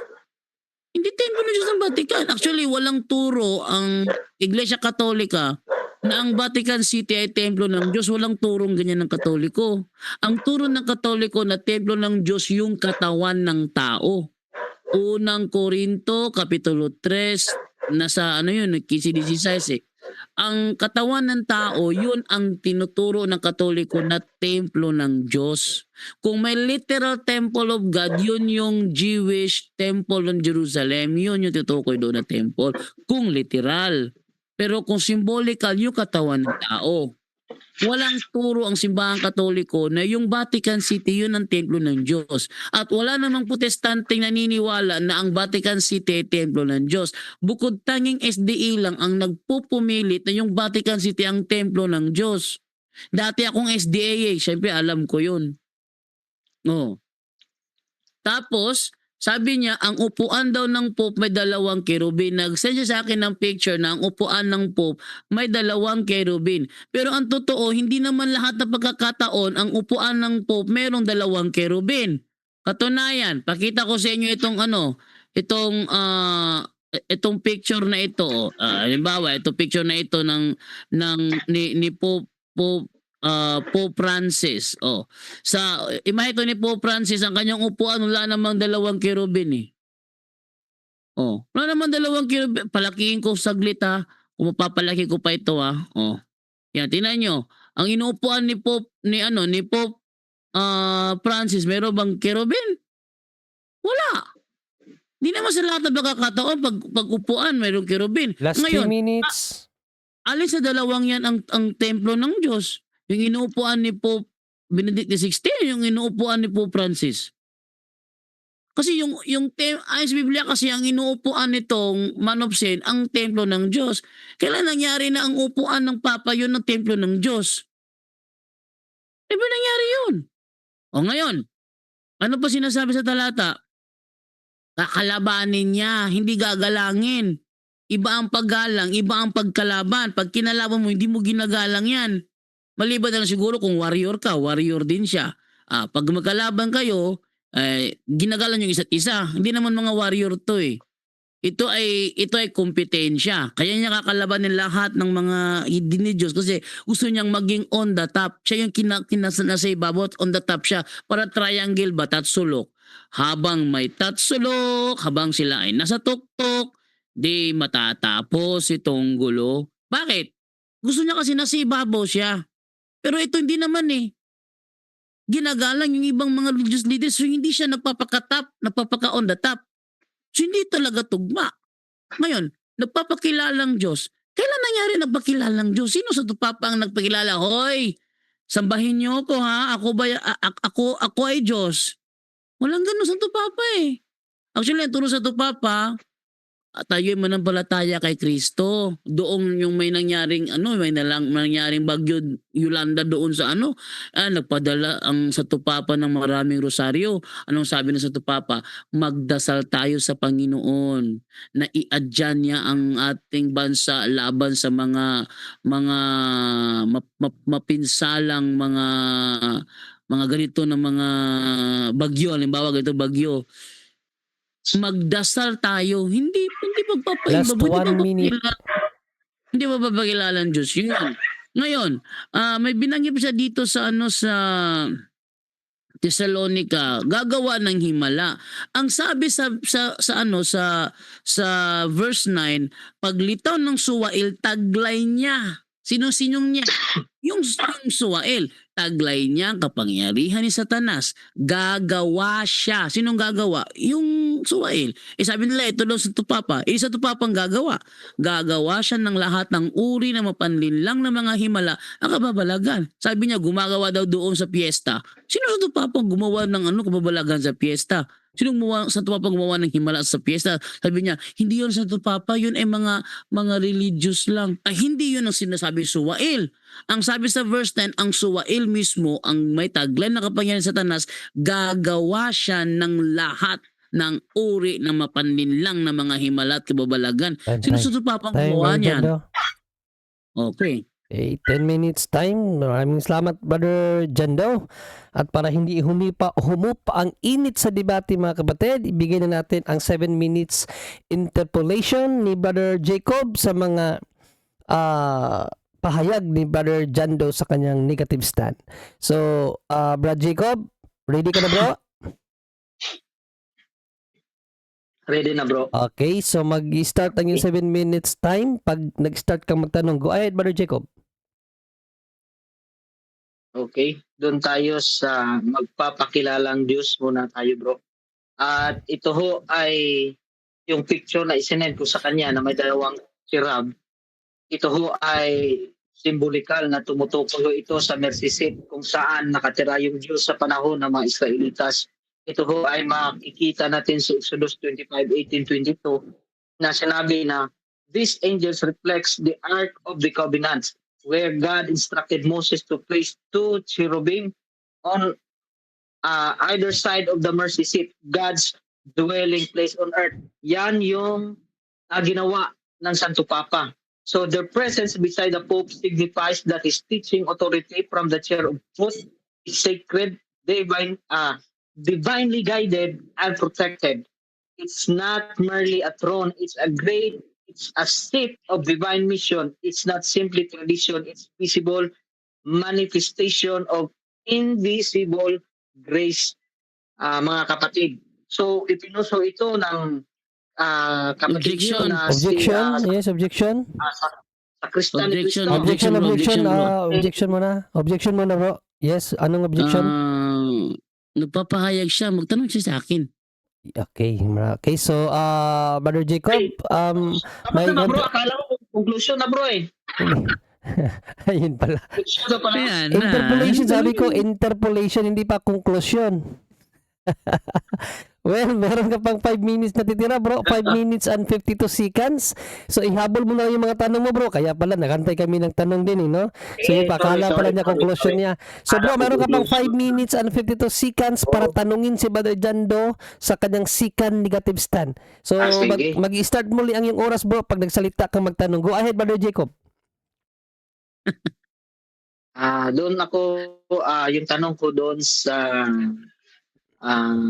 magpapakilalang Diyos sa verse 4, doon sa isinend ko sa kanya na litrato na yung Santo Papa na may dalawang cherub, left and right. So, ito ho ba ay tumutukoy sa Exodus 25 verse 18 to 22?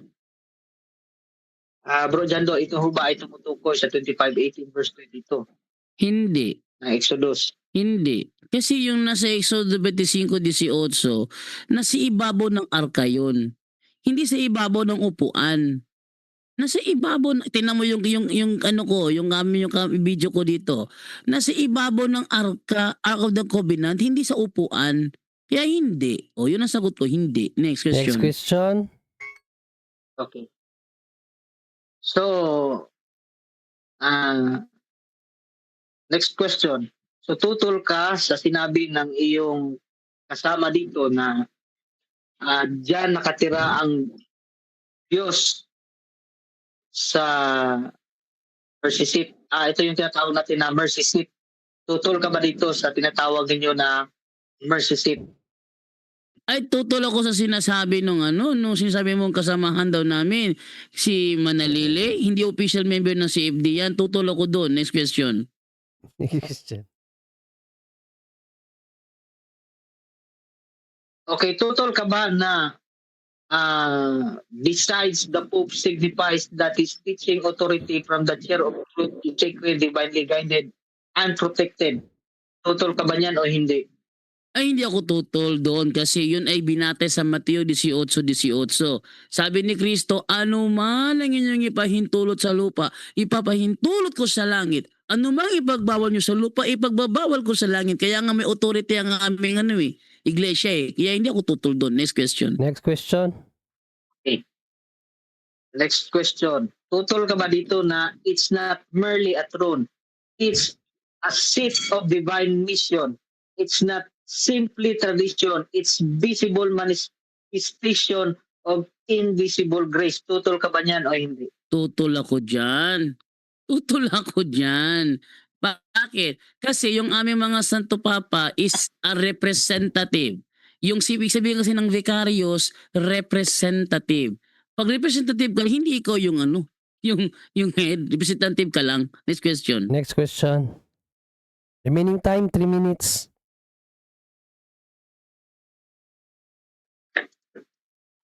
Okay.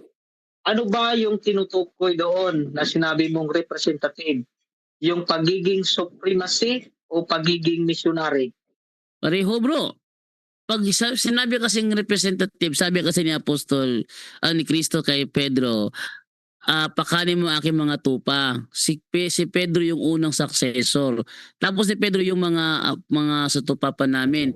Kaya naging supreme kasi ang authority binigay kay Pedro ni Next Kristo. question. Yun ang naipasa. Next question. Okay. Next question. Tutol ka ba, sabi sa CCC 1123, the sacraments are efficacious signs of grace instituted by Christ and entrusted to the church by which divine life is dispensed to us. Tutol ka ba o Hindi hindi? ako tutol doon. Actually, si Kristo mismo ang nagbigay ng sakramento sa amin. Sacrament of baptism, kay Kristo galing yon. Sacrament of matrimony, kay Kristo galing yon. Sacrament of confession, kay Kristo pa rin galing yun. Kaya talagang hindi ako tutol dyan. Next question. Next question.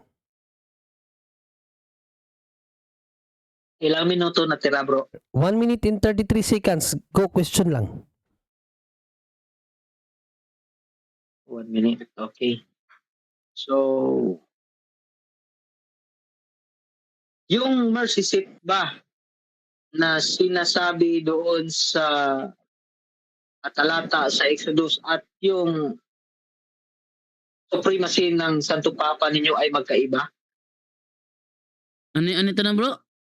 Okay, moderator's time, Yung verses, Moderator's time, remaining time is 1 minute 2 seconds. Brother Jando, pag may clarification sa moderator mo, i-address bro. Anong clarification mo bro? Hindi ko narinig kasi may nakausap ako rito eh. Ano yun? Okay. So, yun, no. Ang concern ng moderator, pag may clarification, i-address sa moderator. So, bro, Jacob, pwedeng i-klaro mo yung tanong mo. So, meron ka pang 1 minute and 2 seconds. Habang ikaklaro mo yung tanong, bro, hindi ko ipapaandar. Andar lang ito pagsasagot si Brother Jan, no. Go ahead, 1 minute and 2 seconds, bro, Jacob. Question? okay. Okay. Yung question ko ay nasa Exodus, yung mercy seat, Exodus 25:18, at saka yung divine supremacy. Ito ba ay magkaiba o hindi? Magkaiba. Sobrang magkaiba.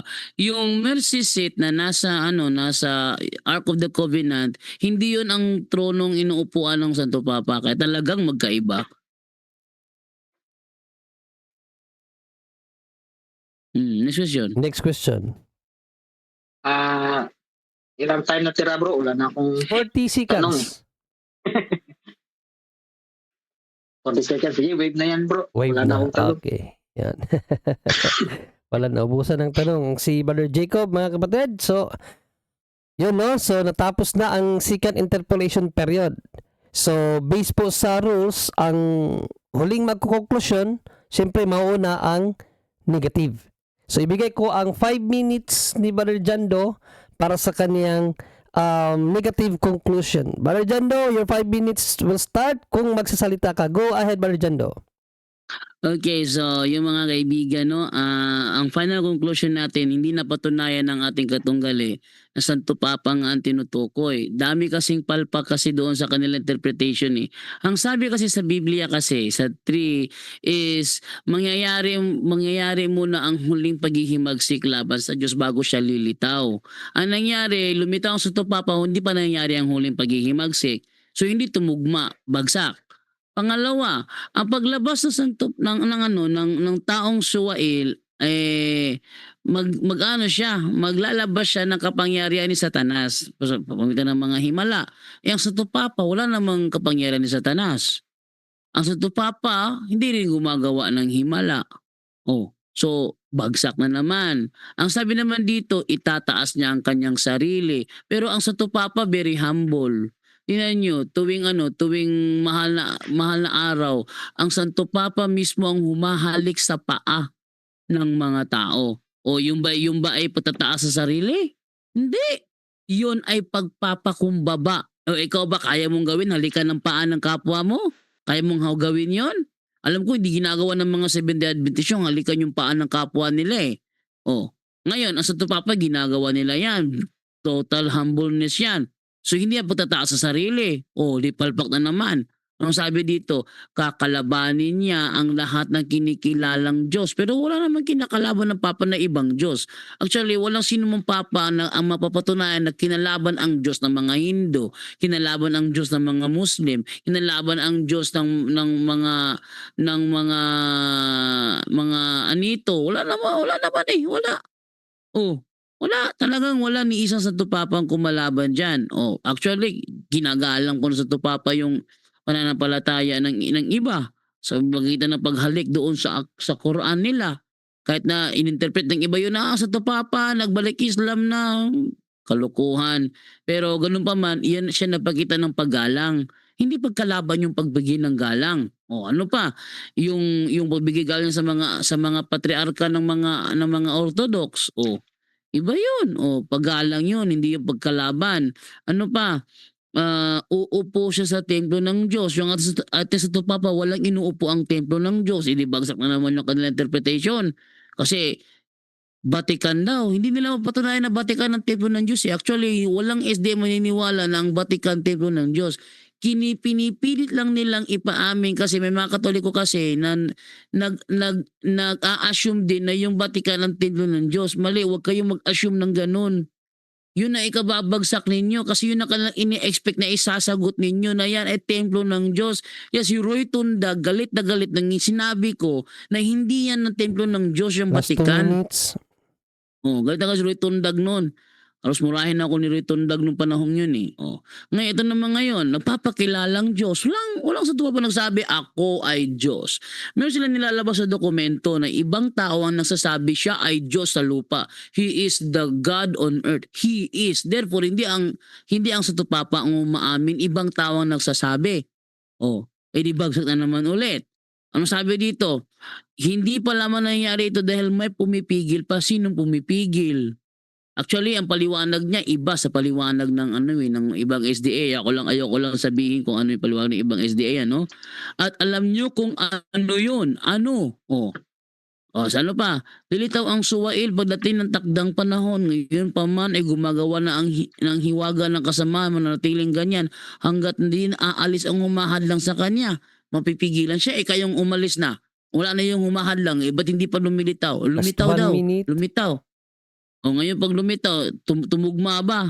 Hindi. Bakit? Pag wala na yung humahadlang, malalantad na ang suwail. Ibig sabihin, pag wala nang humahadlang, ba't matagal nang lumantad tapos ang humahadlang, di nila masabi kung ano yun.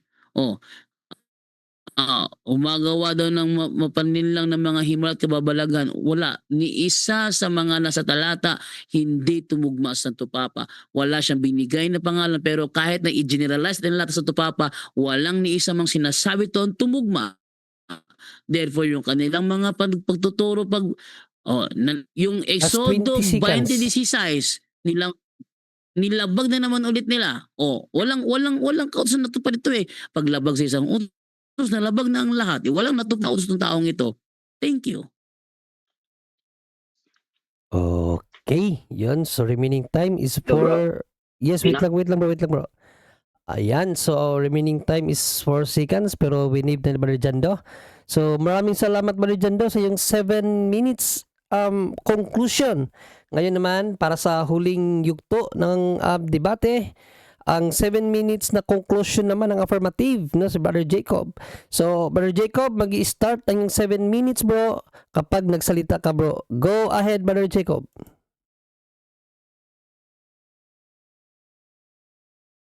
Okay. Salamat sa ating mga tagapakinig kay Bro Jando, no? So, yung pinatutunayan ko na ang 2 Thessalonica chapter 2 ay ito talaga ay ang Santo Papa. Kasi nga, pansin nyo sa verse 4, uupo siya sa templo ng Diyos at magpapakilala. Ito ho ay magpapakilala. Hindi ho mismo yun ang templo ng Diyos kasi yung templo ng Diyos nasa langit eh. Ito ho ay magpapakilala lang siya bilang Diyos. Kaya nga ginamit ko sa kanya yung isang litrato. Inilagay kasi dito na Saint Faustina, Divine Mercy in my soul. So ito yung sa kapatid ninyo. So ito yung iminumungkahi niya yung nasa Exodus 25:18 verse 22, yung mercy seat. Kasi nga yung dalawang cherub, mga kaibigan, sa Ark of the Covenant, doon kasi lalabas yung Diyos. Kaya nga tinatawag na mercy seat. Yan din yung trono na inuupuan ng Santo Papa. Nagsisimbolo, magpapakilala nga eh. Kaya nga magpapakilala siya. Wala namang supreme leader, mga kaibigan eh. Yung sinasabi ko na tawag ito, yung sa decree ng pagiging supreme, yung kaya nga merong 3 decree nung 538, sumisimbolo yon na makapangyarihan sa langit, makapangyarihan sa lupa, at makapangyarihan sa ilalim ng lupa. Yan yung unang paggawa ng Papa, Santo Papa. Ito yung mga panahon na nangyari nung tinatawag natin na Dark Ages, na sa panahong ito nangyari din yung mga inquisition, yung persecutions. So wala nang tawag dito, wala nang iba pa, kundi ang Santo Papa talaga, mga kaibigan. Kaya nga, hindi naman ito tumutukoy sa isang isang taon eh. Ah, kasi nga ang prophecy, kung ating pansin, kung pupunta tayo sa Daniel City 25, ito yung tinatawag natin na 1,260 days. No? 1 year is 360, pero hindi ito nagkukonklusyon na hindi nagpapatuloy. Nagpapatuloy hanggang ngayon. Kaya nga, mas makapangyarihan pa ito kaysa nauna posisyon. Kasi nga, sa panahon ni Napoleon Bonaparte, dinakip yung Santo Papa, si ni General Berger, at ikinulong at in-exile. Ito yung taon ng 1798. Pero kung ating babalikan ang prophecy, mga kaibigan, na mas lalong naging makapangyarihan ito. Kaya sa ating panahon, wala namang ibang makapangyarihan o supreme leader in religion kundi ang Santo Papa lamang. Kaya niyang tawag dito, pinag-isa niya ang mga religious leaders. Last 3 Kung minutes. ating yung economical forum, lahat ng mga religious leaders andun no? Ito yung tinatawag namin na one world religion, kasi nga yung pagiging supreme ng Santo Papa ay pinahayaan nila. Kaya sa debate namin ni Brother Wilson Manalili, hindi ko na ginamit yung pagiging inamin ng Santo Papa ang siya ay Diyos, kasi nga inamin na ng kapatid niyong debater din na ang Santo Papa ay Diyos din. Kaya nga hindi na yon big question sa akin kahit i-deny din yun, kasi nga yung pinatunayan na ng isa niyong debater. Yung doon naman sa Vicarious Piety na issue, sabi niya na ginamit once. So, nag-i-exist yun. Kaya nga, ginamit once sabi niya. So, ni-replace lang ng Vicarious Christi. Ano pa yung conclusion natin? Kasi hindi naman to big deal sa akin yung topic namin. Ilang minuto na natira, bro? 1 minute and 5 seconds, bro. Go ahead lang.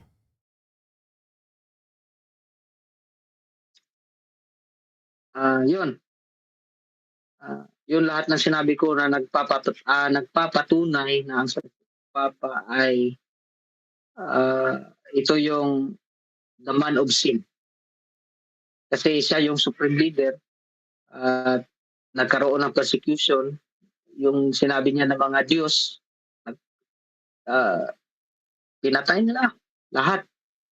Panahon ng Justinian period, walang pili yun. Paganism, Jew ka man, yung mga Sabbath keeper, lahat yun. Ngayon lang sa panahon natin, nagkaroon ng, siyempre, hindi na madugo, pero sa panunungkulan, kitang-kita naman natin yung nagbabow down lahat ng mga religious leaders, Santo Papa. Kaya nga, tama yung sinabi dito Time, sa bro, Second time. Thessalonica chapter 2. Time. Okay, time. Alright, yon. Maraming salamat, Brother Jacob. So, mga kapatid, no, napaka napaka-smooth ng takbo ng debate, hindi nahirapan ng moderator at yun po ang gusto natin. hindi po maano yung yung information lang po talaga, yun po ang maganda. Yan, so magpasalamat muna ako sa dalawa no, sa napaka gentleman lang na pag-uusap. So ibigay ko muna sa affirmative stand no ang pasasalamat sa nangyaring debate sa kabing ito. Go ahead, Brother Jacob. Salamat ka muna, bro. Ay, maraming salamat sa lahat ng tagapakinig. So, na actually, kala ko 18 pa, pero pinusid natin ngayong gabi para magkaroon tayo ng isa pang topic kay Brother Jando na siyempre ma-adapt niya to na yung karakter pala ng debater na nakadebate niya ngayong gabi ay hindi katulad ng kanyang nakakalaban na mainit. Pero sa lahat ng mga tagapakinig, lahat ng mga Kristiyanos diyan, mga denominations diyan, ang debate na ito ay for opening lamang sa ating mga isipan na sana yung ating pananampalataya ay mas lalong titibay in Christ alone, mga kaibigan. Brother Jando, dati ka palang SDA, hindi ko alam yan. Binanggit mo kanina, sana magkaroon pa ng panahon yung tawag dito, yung desisyon mo, malawakang desisyon sa pananampalataya natin. Kasi nga ang Seventh-day Adventist ay hindi naman ito nag-aangkin, no? Na at naglalabag ng mga kautusan ng Diyos at mas lalo pang pinatitibay yung pananampalataya mo kay Kristo kasi nga sumusunod. Yung 10 utos namin original talaga, hindi tinatawag natin na imitation. So kung ano yung original, yun yung sinusunod natin at nananampalataya tayo kay Kristo. Ito yung identity ng pagiging totoong Kristiyano. Revelation 12:17, hindi naman denomination yung ililigtas ni Kristo Yung tao naman, yung kahit anong denominations ka, basta sumusunod ka sa kanyang kautusan at naniniwala ka sa kanya, yun naman talaga yung ililigtas niya. Hindi siya, kumbaga hindi explosive yung salvation. Yun lang. At magandang gabi, medyo mag-11 na. At Brother Jando, salamat sa panahon. Sana magkaroon tayo ng pangalawa pa. Pwede natin isunod. Sa moderator muna, hindi pa tapos ang moderator. Ay, ito moderator muna. Nasa Kasi moderator. nga hindi, para sa'yo hindi mo inaamin Ay, moderator muna. Okay. So, maraming salamat, Brother Jacob, sa iyong pasasalamat na parang hindi naman yung pasasalamat, pagpapahayag pa rin, pero okay na rin. So, Brother Jando, 5 minutes na pahayag, pasasalamat muna, bro, bago natin tapusin ang debate. Okay, salamat sa lahat ng manonood. Ulitin ko yung aming panibagong pakulo sa programa Punto por Punto ngayong darating na Sabado ng gabi. Ngayong darating na Sabado ng gabi, si Father Darwin makikipagtalakayan. Pastor man o ordinary member ng ibang relihiyon, pagbibigyan yan for 1 hour. Walang ibang kakausapin si Father Darwin, yun lamang magpapa-schedule. Halimbawa, pagpalagay na natin, magpapa-schedule ng talakayan itong si Brother Jacob Soleranes kay Father Darwin na gusto niya makausap si Father Darwin, magtanong siya, magipag-diskusyon siya. Pag tinanggap ko na ang taong yan, ibig sabihin siya na ang makakaharap sa darating na Sabado ng gabi. Isang tao lang ang haharapin ni Father Darwin every Saturday night. Kaya kung may kakilala kayo na mga debater, na mga protestante dyan sa Facebook, kontakin nyo na. Sabihin nyo, kontakin ako para magpa-schedule na siyang haharap kay Father Darwin. Siguraduhin nyo na marunong magtagalog yan. Kasi hindi magbibisaya si Father Darwin para sa kanya. Okay? Dapat Tagalog yan, marunong magtagalog, makikipag-discussion kay Father Darwin dito sa live natin.